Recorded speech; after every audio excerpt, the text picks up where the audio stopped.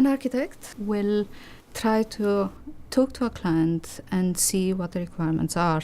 Usually clients come to us with a project. They may need to have a house rebuilt, they may need new offices, they may need to invest in property. We discuss with our clients to see what their needs are, together establish a brief, because more often than not, clients cannot themselves establish their brief. They don't know what all of the requirements may be connected to one or the other project. We would then literally take the client by the hand through the projects, from inception, through sketches, going through options, developing the design, and then take it to completion, which means that we would actually also supervise the construction and take care that the contractor actually builds to brief and within budget. We in NTA16 architects will work with a client to actually reassure them and take the anxiety away from the process. We have experience of both commercial developments and publicly funded projects. I think that we are very talented designers. We can come up with an interesting or unexpected solution to certain programs. We have a very hands-on approach with a project. We discuss the budgets from the beginning. If your budget is low, and unfortunately most clients are rather unrealistic about how much money a project needs, we will say that from the beginning. And we will make very clear that what is attainable or what is not attainable within your budgetary limits. I would very much like to instill the same excitement in a client that we feel with every new project. At the beginning of the process, we will always design several options, which we then discuss with you. We go through the possibilities. The various options are connected to various price estimates, and together we can choose what is convenient for you, what fulfills your aspiration, and what actually will bring you the excitement that we all look for in life. Through the design exercise, we can actually double sometimes the value of your land, or even more so. We are carrying out a project at the moment now for a housing association, and it's merely the planning application exercise which will actually double the value of their site. In fact, we can say that the money they spent on our architects' fees is actually going to be recovered 12 times in the increased value of the site. It is uncanny the extent to which interior design contributes and is part and integral in the design process of a building. It is very much the habit or the standard to separate the two, but they are very much part of the same exercise. You can't design the outside, the skin, without looking at the interior, because it is in fact the interior of the building that sustains the activity.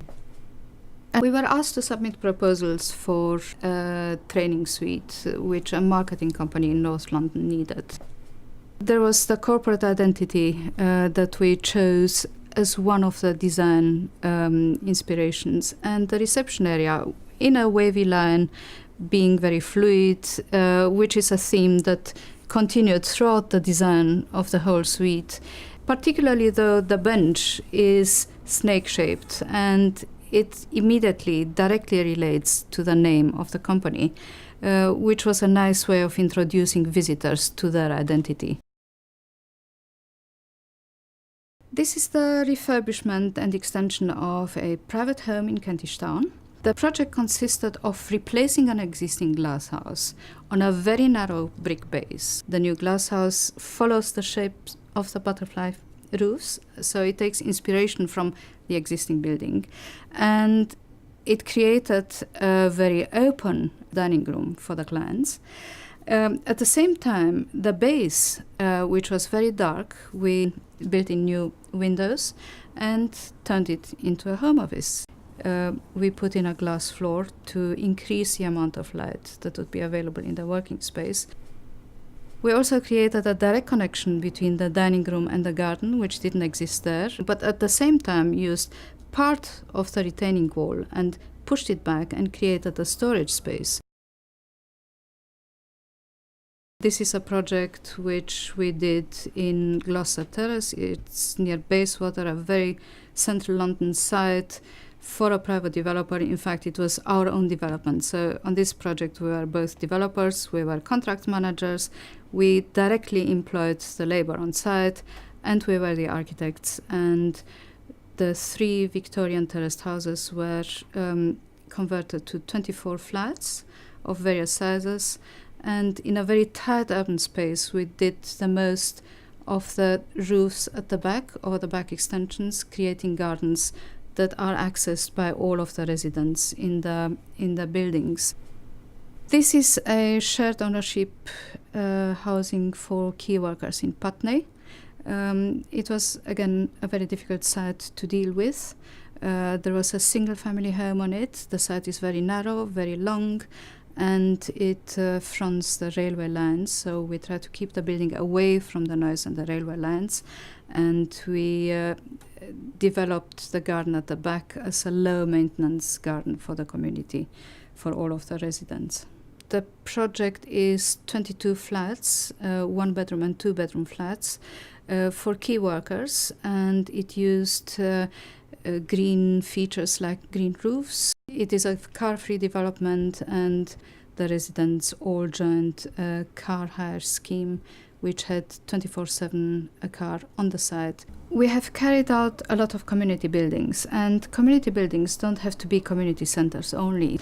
For instance, we converted the Grade 2 listed fire station in Tottenham and extended it, providing new offices.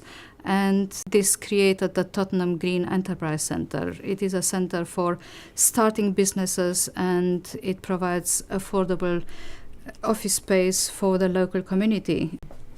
Another community project is a special needs residential care home, which we built in Horley near Gatwick. This one actually was a finalist in the LABC Southeast Excellence in Building Awards. It may look as if it is a residential building, but it is a community resource because it all helps provide the community with much needed facilities and amenities. We undertake both small-scale projects and very large developments, mixed use or single program. The buildings that you see is a hotel and bank branch development in Lagos in Nigeria. The building was carried out under a design and build contract, and we were flying out every month, and it all worked swimmingly. There were absolutely no problems. Very good contractor, very good relationship with clients.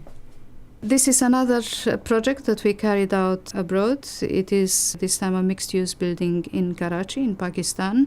We were involved only with a feasibility study and with the first design stages of the building. And it incorporates retail at the ground and first floor, part hotel, part offices, residential, health club with a swimming pool at roof level, and underground parking.